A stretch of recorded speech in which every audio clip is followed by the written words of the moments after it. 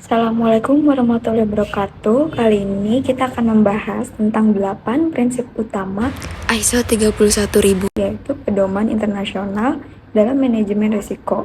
Prinsip ini membantu perusahaan mengenali, menilai, dan mengatasi risiko agar tetap berimbang dengan aman dan efisien. Yang pertama, prinsip terintegrasi.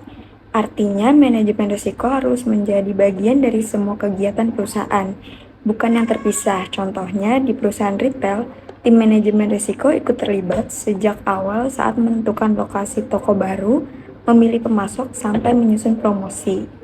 Lalu yang kedua, terstruktur dan komprehensif. Prinsip ini menekankan bahwa pengelolaan risiko harus dilakukan dengan cara yang sistematis dan menyeluruh. Misalnya, perusahaan retail memiliki langkah-langkah tetap seperti identifikasi risiko, analisis, evaluasi, penanganan, dan pemantauan. Lalu yang ketiga, disesuaikan. Setiap perusahaan punya kondisi yang berbeda, jadi proses manajemen risiko juga harus disesuaikan. Contohnya, toko besar di kota besar perlu fokus pada risiko e-commerce-nya, seperti keterlambatan pengiriman atau kebocoran data pelanggan. Sedangkan toko kecil di daerah yang kecil mungkin lebih fokus pada risiko stok, persaingan harga, dan logistiknya. Lalu yang keempat, inklusif.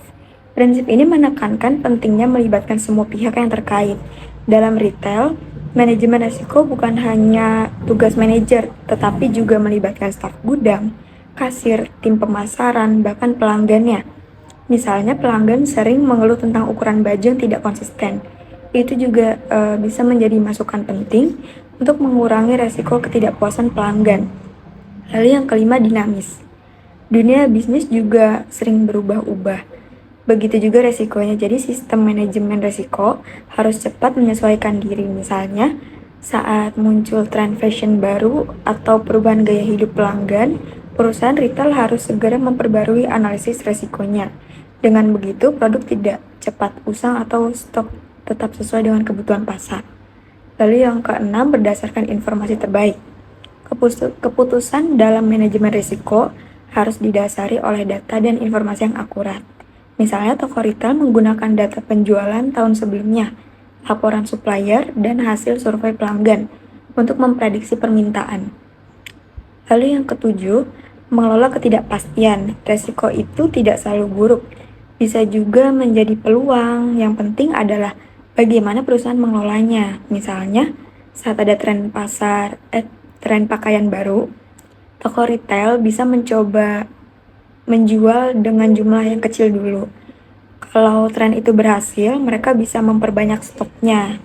Tapi kalau gagal, kerugian kecil karena tidak diantisipasi sejak awal.